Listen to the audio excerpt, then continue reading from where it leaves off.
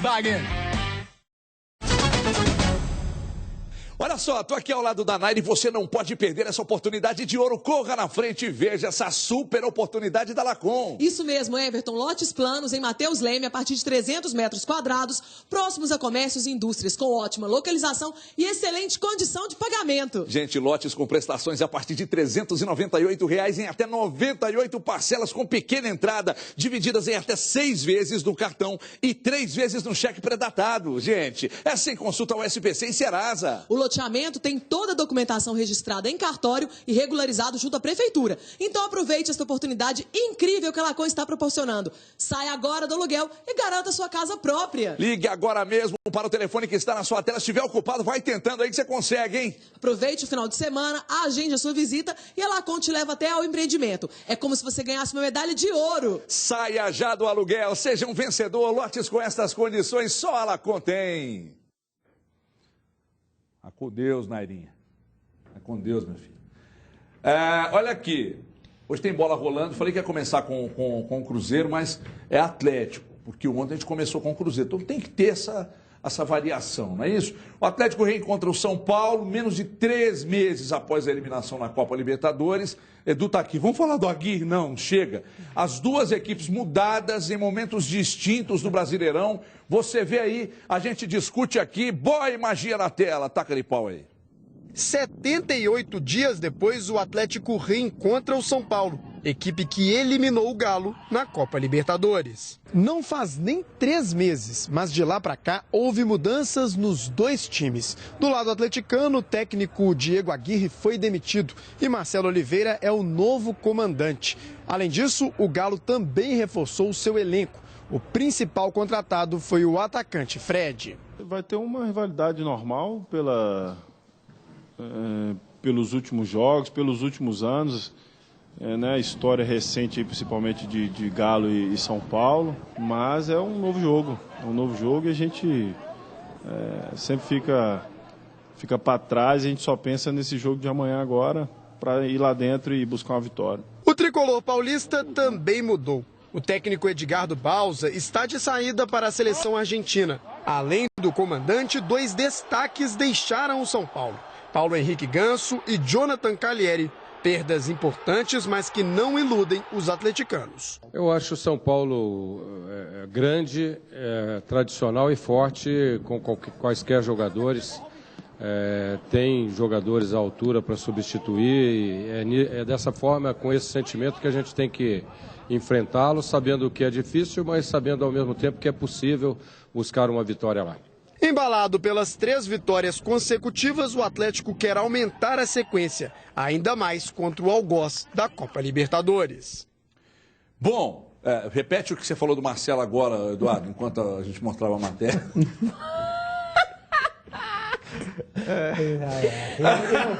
Eu falei.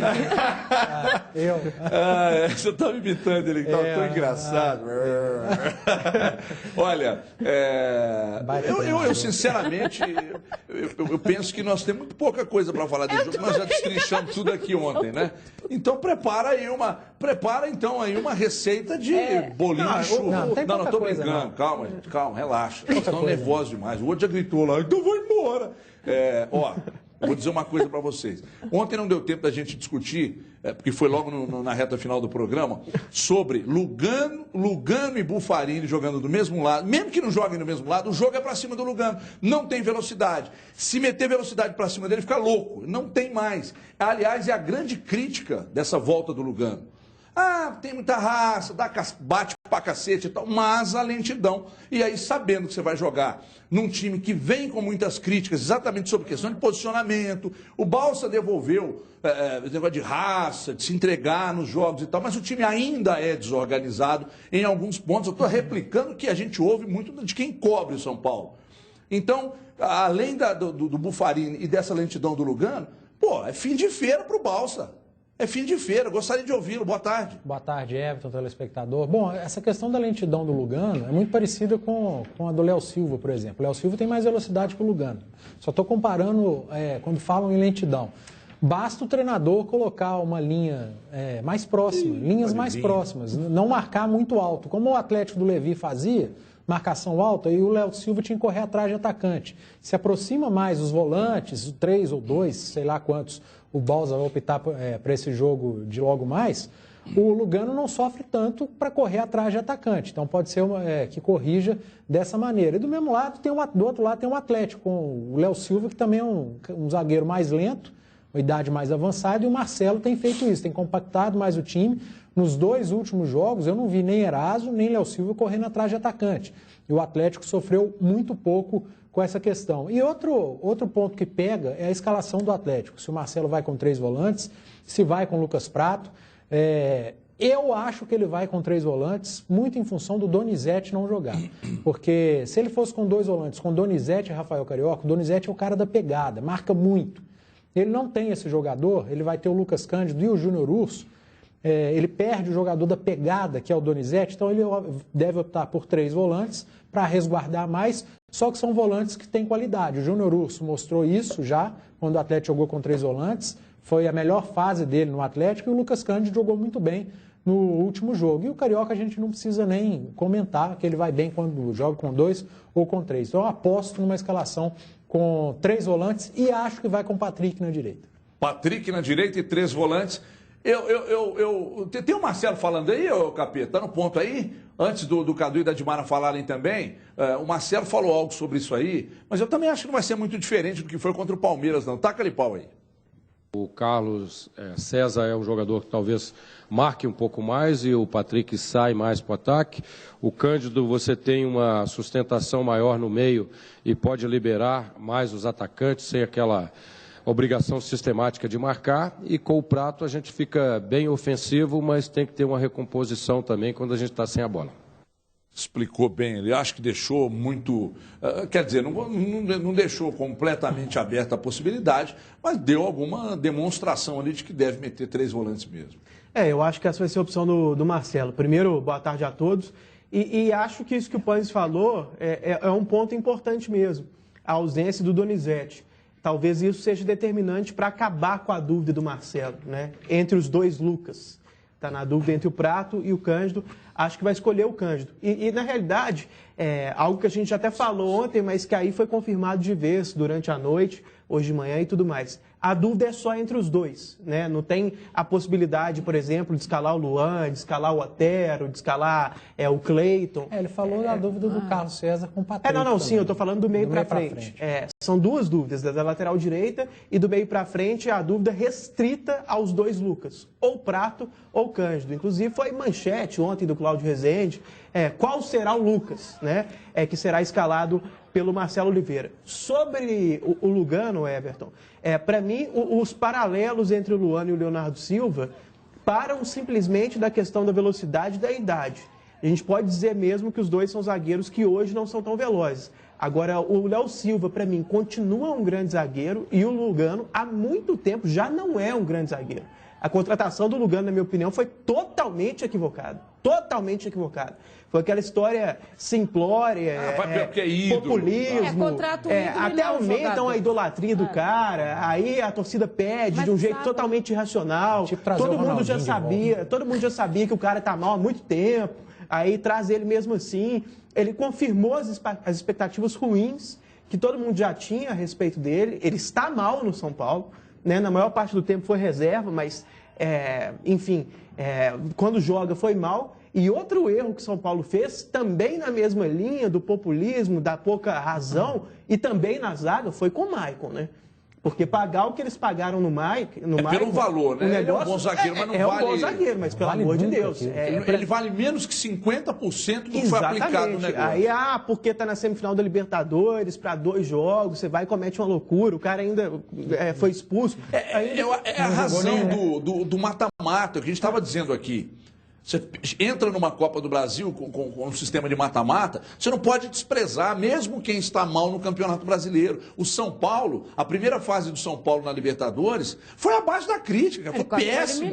Ele foi na Bacia das Almas. Aí ele passou pelo Atlético, aí ganhou uma forcinha ali e tal. Mas o Atlético meio que faltou o Atlético se impor mais diante do São Paulo e tal. Mas o São Paulo tinha problemas muito sérios, né? As críticas até hoje. O Atlético foi covarde lá em São Paulo. Foi, extremamente. Preferiu não jogar, né? Não deixar o adversário jogar também. Então, o São Paulo, a primeira fase, foi péssima. Mas no mata-mata o time cresceu. O Balsa tem fama de ser bom em mata-mata. O São Paulo tem até alguns bons jogadores. O Pan estava falando da dúvida, vai com 2 ou 3 volantes. Eu acho que o time de São Paulo está praticamente confirmado, né? Com o Hudson, com o Thiago Mendes e com o Wesley no meio-campo. De um lado o Michel Bastos, do outro o Kelvin. E lá na frente o Chaves, que vai fazer estreia, o jogador do Boca. Vai jogar como centroavante, não é exatamente um 9 totalmente típico. No Boca mas jogava pelos lados. No Boca jogava pelos lados. Não é o Calheri, né? Não tem o mesmo estilo do Calheri. Bate forte pro gol.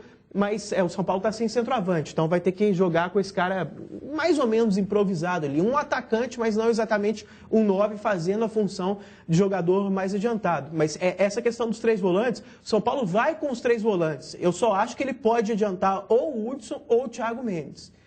Acho que não vai ser isso. Acho que ele vai jogar com os 3 volantes mesmo, com os 3 como volantes. Né? Mas ele já fez algumas vezes esse adiantamento ou do Thiago Mendes ou do Wesley. O Hudson aí é volante mesmo, não tem jeito de adiantar. E para finalizar, sobre o Júnior Urso, algo que o Panzi também falou, ele foi melhor quando jogou com 2 volantes ao lado dele. Eu concordo com o Panzi, mas só uma ressalva. Algumas vezes com a Aguirre ele jogou fazendo o lado direito, né? Ele jogou na linha de 3 fazendo o lado direito, aí como um meia pela direita. Hoje não vai ser o caso. Hoje, se o Atlético espelhar o time que jogou contra o Palmeiras, ele vai ser volante mesmo.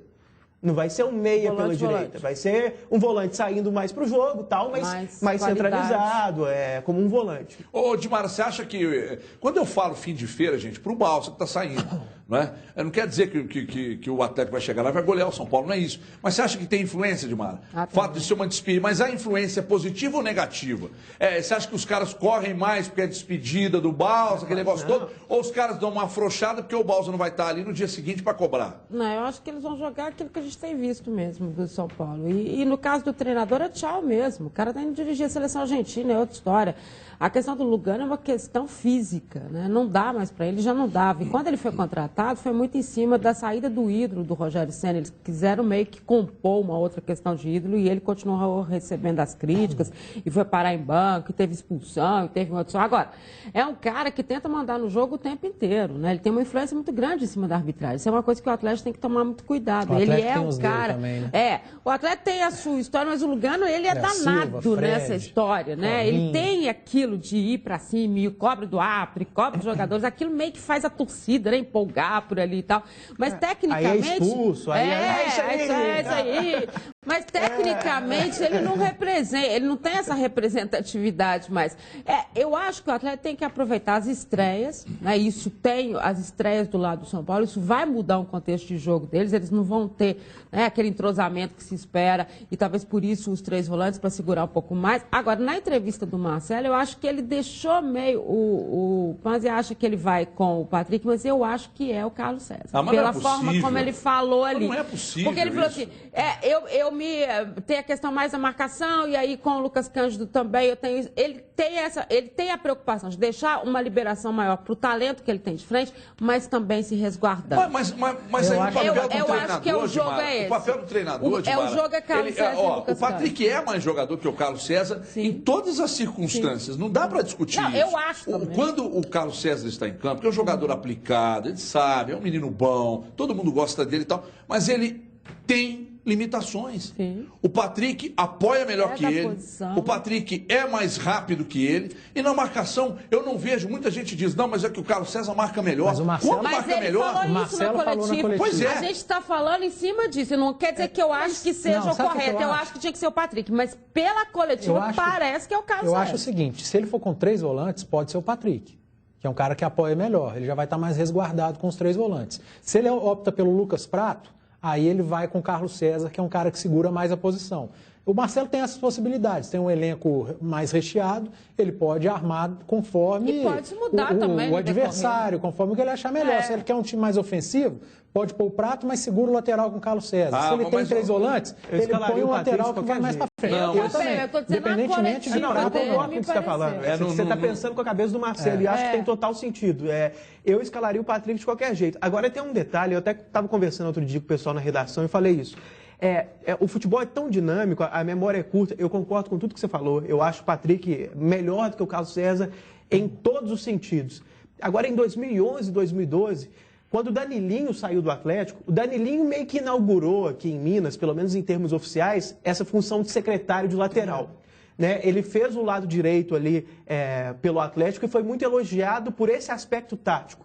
Não jogou tão bem do meio para frente, armando, mas ajudava na marcação, na recomposição ali do Marcos Rocha. E quando ele saiu do Atlético, falava-se o tempo todo na imprensa e até no meio da torcida que o Atlético precisava de um substituto para esse trabalho. Falava no Jorge Henrique. Exatamente. E durante um tempo, o Carlos César foi cogitado e até elogiado para fazer esse trabalho. O Carlos César, que hoje é visto, é rotulado como um jogador extremamente limitado, e acho que, em grande medida, tem razão, é isso mesmo, mas ele chegou a ser cogitado para ser meia no Atlético. Eu lembro de fazer um bastidores com ele, com as pessoas perguntando se jogaria de meia pela direita, mais aberto. Hoje o cara pode achar que a gente está doido, mas não é não. Pode conferir. Ele fez alguns gols bonitos em 2011, 2012, os 2 gols. Talvez ele possa render mais jogando. Não, eu acho uma loucura. Já inventaram o Patrick Carlos César. Eu estou falando que em determinado momento isso aconteceu. O Cuca era o treinador, isso foi cogitado, isso era falado, tanto na imprensa quanto na torcida. Porque se hoje, o que eu estou querendo dizer olha como é que o futebol é maluco. Se hoje todo mundo já acha ele limitado para lateral, até outro dia ele era cogitado para meia. Sabe? E naquele momento até fazia sentido também, mas é porque o futebol é dinâmico. Né? As coisas vão mudando, o elenco vai melhorando. E dentro desse dinamismo, só voltando um pouco no São Paulo... O Patrick forçaram o Patrick de atacante, de meia, e de tudo. E em alguns jogos ele até foi bem, mas perde identidade. E acabou perdendo a posição de reserva do Marcos Rocha. Ele virou reserva do Carlos César. E só voltando ao São Paulo, você imagina a cabeça do Buffarini e desse Chaves, que foram pedidos pelo Balsa. E 4 dias depois o Balsa vai embora. Os caras devem estar, e aí? Quem que vai vir? Quem que vai ser o treinador? Deixa eu chamar o Twitter aqui, por gentileza, Capiroto. Põe o Twitter aqui na tela. A Ludiele está dizendo, eu estou aqui almoçando, daqui a pouco fazer um bolo de cenoura. Que dia vai ter outra receita de sucesso, hein? Opa! Ainda bem que é mulher perguntando. Mulher perguntando. Isso é uma receita de mulher padrão. perguntando. E aqui mulher manda. Então põe a receita na tela aí, já que é para aproveitar. Se ela pediu, tá aí, ó. A receita hoje é de arroz doce. Tá aí, ó. Então você pode anotar, tira uma foto, tira o dono da bola. Não atrapalha, não, pode deixar. Isso é merchandise do site? Tira uma foto e pronto. Vocês e prepara aí de e manda para site, nós. Mano, é o primeiro que sai no Google. É o primeiro que sai no Google. Arroz então doce é o seguinte, bom, um arrozinho doce. Faz aí e traz para nós aqui. Mas não põe chumbinho, não. Pode comer outra vez. Você viu que ele parece um tempo real, assim?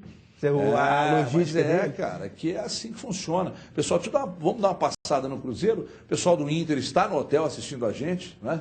Falcão, Eduardo, gosta muito do trabalho do Falcão. Cadê o JB? Está assistindo a gente. O JB está no hotel.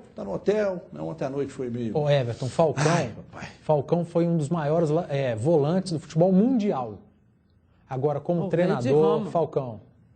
Volta para a televisão, volta a ser comentarista. Ele comenta bem treinador, também. Bom comentarista. Comenta bom. Olha aqui, o Cruzeiro faz o jogo, e não tem jeito de não ser o jogo dos desesperados mesmo, né, contra o Internacional logo mais no outro. Apoio de 10 mil ingressos já foram vendidos, talvez uns 15 mil torcedores. Tá caro, né? Tá caro. Pois é. Então é o seguinte, vamos ver aí, vamos ver aí parte desse apoio que o torcedor vai dar ao Cruzeiro hoje. Roda aí. Opa, um espião no treino do Cruzeiro? Mas espera aí, gente. Calma. É apenas um drone com uma mensagem de um torcedor para o time. Apoio da torcida que vai ser fundamental para a equipe na partida contra o Internacional. O Cruzeiro não vence há 6 jogos, o Internacional há 9. Os dois times experimentam o sabor amargo das últimas colocações na tabela. Vencer no Independência significa ganhar fôlego para seguir no Campeonato Brasileiro. O balanço de confrontos entre as duas equipes é de equilíbrio. Elas já se enfrentaram 65 vezes no Brasileirão. O Cruzeiro ganhou 24 partidas e o Internacional 23. O resultado hoje é imprevisível. Nós precisamos do nosso torcedor incentivando e injetando com certeza força nos jogadores que vão estar vestindo a camisa do Cruzeiro ali naquele momento para fazer a melhor jogada, para fazer o melhor dentro do jogo e conseguir a vitória. No último treino do Cruzeiro antes da partida, disposição para driblar a pressão e manter o otimismo. O técnico Mano Menezes quer manter uma dose de mistério na escalação. Os jornalistas só puderam acompanhar este momento de descontração entre os jogadores, porque o treino mesmo não foi permitido gravar. A única certeza por enquanto é que o William, suspenso, não joga. O desejo por aqui é afastar a maré de azar dentro do Independência, onde os últimos resultados foram de vitória. Que a gente possa crescer cada vez mais defensivamente para a gente não tomar gol e quando tiver a chance lá, com certeza a gente vai ter, tá bem preparado para fazer o gol também. Gente, a gente assistindo a matéria e tal, e o pessoal falando aqui de tensão. Tensão. É isso mesmo que ele estava falando. Tensão. Porque se nós aqui estamos nervosos com o jogo, é lógico que existe uma dose, né? Claro. Não tem ninguém que, nossa, eu vou morrer. Não é isso. Mas se você já fica tenso com o jogo, imagina os jogadores. Você tá maluco. Imagina o técnico. Mas eles não podem, né? Pois mas aí que tá. Isso, né? Eu acho. Você sabe que. Eu não sei se eu estou falando. Eu devo estar falando alguma bobagem, aliás, eu sempre falo. Mas hoje é um jogo em que você tem que preparar muito mais a cabeça do que ficar lá desenhando losangos e linhas. Porque, imagina só, joga um tempo aí, 45, para os dois lados. Joga 45 minutos, o Cruzeiro, por exemplo, com a obrigação de vencer, porque o Inter tem 6 pontos a mais, querendo ou não, é uma tranquilidade um pouco maior. Imagina, eu perdi o raciocínio. Fala aí. Mas o Mano falou sobre isso, só para completar essa questão. Pode falar, não, você. Eu olhei para ele, não é Ronaldinho, você não entendeu. Eu olho para ele, não é você falar. O Ronaldinho está na cidade, olha aqui. O Ronaldinho está na cidade? Está lá no Minas, é verdade. É verdade. Depois a gente descobre, eu não sei. Não sei o que está fazendo. Mas a gente depois descobre. Agora, sobre a questão psicológica, o Mano falou que tem que se trabalhar isso com o Cruzeiro, até pelos últimos jogos e pelo que ele tem sentido do grupo nesse início, né? Essa história de ser tão irregular no mesmo jogo, no mesmo tempo de jogo, a situação. E também aquela história que a gente sempre diz, um time aprende a perder, aprende a ganhar. E isso é uma das verdades do futebol. Você vê quando o Cruzeiro, o desespero do Cruzeiro, quando o Cruzeiro leva um gol, daqui a pouco já vem um outro. Quer dizer, o erro do Cruzeiro hoje é uma coisa enorme para eles mesmos, é difícil deles aceitarem aquilo ali. Quando eles erram, um já olha para o outro e fala, vai começar tudo de novo.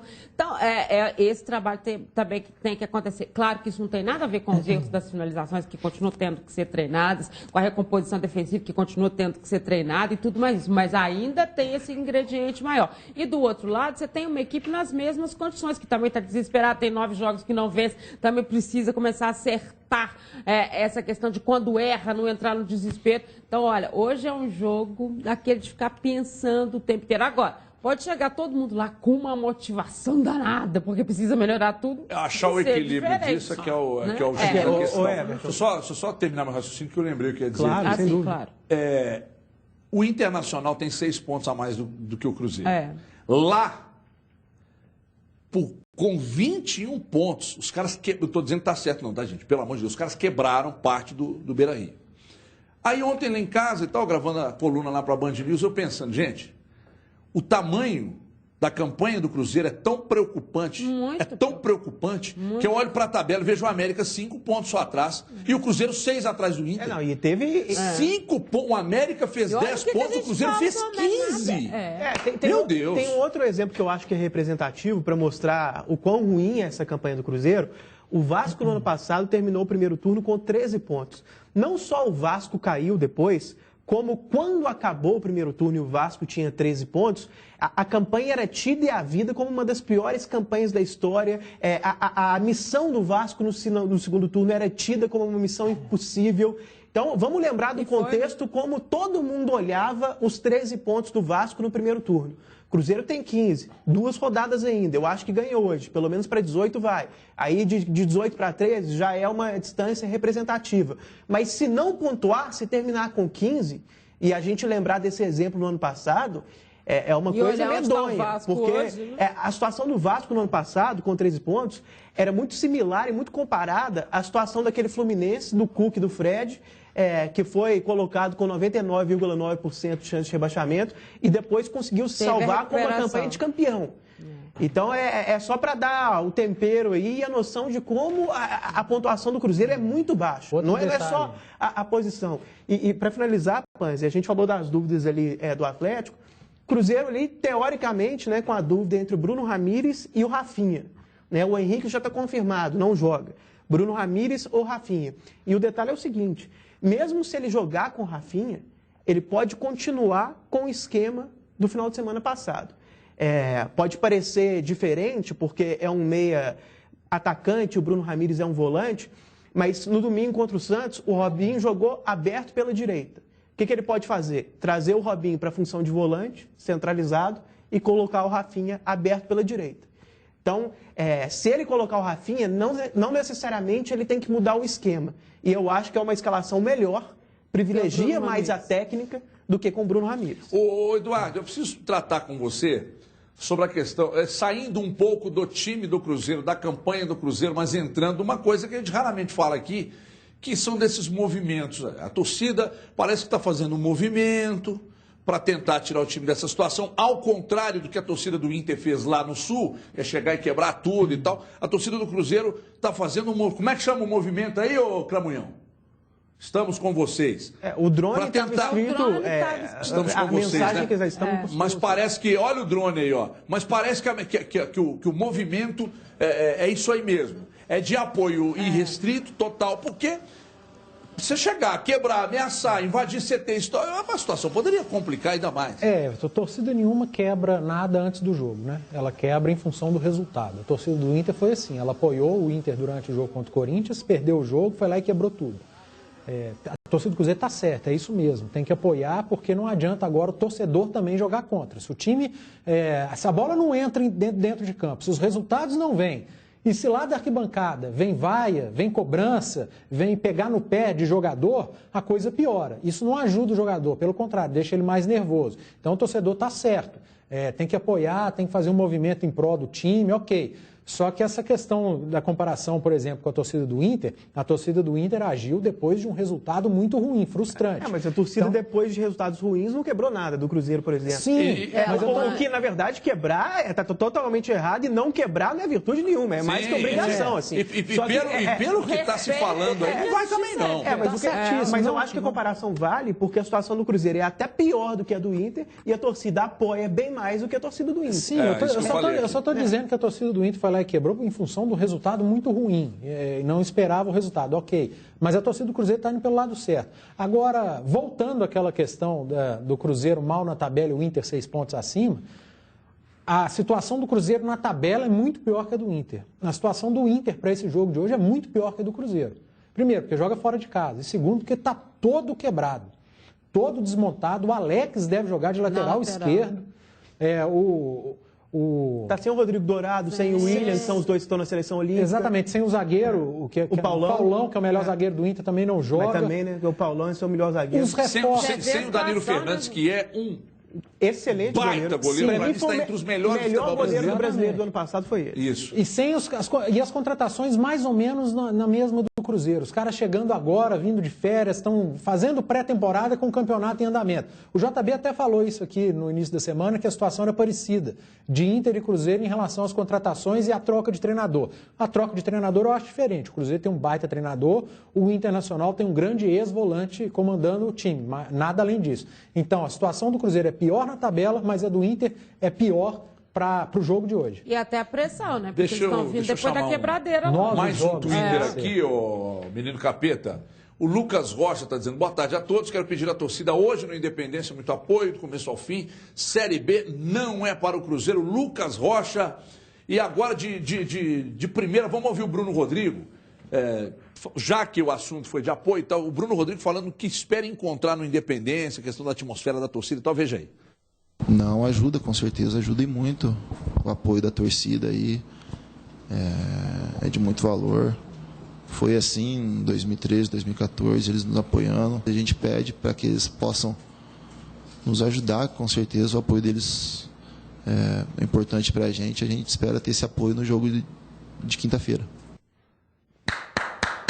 Roda aí, Bruno Rodrigo. Pô, não tem nem o que falar, né? O Puzzi falou bem sobre os desfalques do Inter. Agora, eu sei que você não disse isso, eu concordo com o que você disse, que o Inter está quebrado, mais quebrado que o Cruzeiro. Mas ainda assim, do meio para frente ali, tem uns 3, 4 jogadores importantes, né? Pode jogar, por exemplo, com o Valdívia, com o Vitinho e com o Nico Lopes. Nico Lopes é um baita centroavante, né? Tá chegando agora, a gente não sabe se né, já está totalmente ambientado, como é que está fisicamente, mas é o que ele jogou contra o Palmeiras, por exemplo, na Libertadores, né? Na primeira fase esse ano. Barbaridade o que ele jogou. Então, esses 3 aí já são jogadores para olhar e falar, opa, aqui. Vocês pegaram o preço de ingresso do jogo de hoje? Porque a torcida está metendo pau aí. Tá reclamando muito. Aqui, a situação do time do jeito que está. Ingresso caro, estão de brincadeira, né? A diretoria não tem que jogar pro... Se é caro para sócio torcedor, você imagina para quem está comprando agora. Jogar pro lombo do torcedor. Porque lá vai menos torcedores e aí a gente precisa vender o ingresso mais caro. Para com isso. Aqui. Economiza aí com o salário de jogador que não deveria nem passar do portão para dentro e não joga no lombo do torcedor, não. Isso aí era jogo, sabe para quê? Aliás, a diretoria do Cruzeiro deveria fazer daqui para frente.